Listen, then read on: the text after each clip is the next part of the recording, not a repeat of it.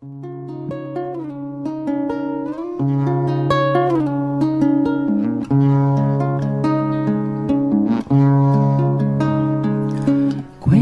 que fuiste un paisano de diminuta apariencia, originaria la esencia de tu linaje pagano. ¿Qué importa dónde naciste, ni tu nombre verdadero, si el destino que elegiste fue el más fiel, el más certero?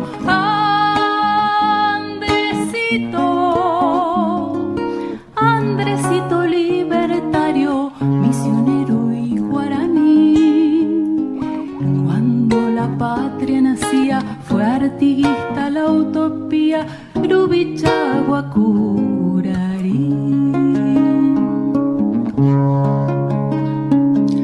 Enaltecen tu figura, encumbrados idearios de amor revolucionario que agigantan tu estatura y nos inspira y nos guía la fama de tu bravura, luz clara de un nuevo día para un sueño que aún perdura.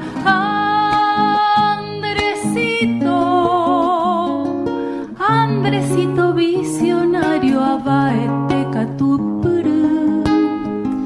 Es de acero inolvidable tu memoria perdurable, Chondaro Guacurarí. Y al ocaso mala suerte, prisionero y desterrado, vencido, estigmatizado, porque es la voz del más fuerte la que relata la historia de los que ganan las guerras y se apropian de la gloria, las riquezas y las tierras.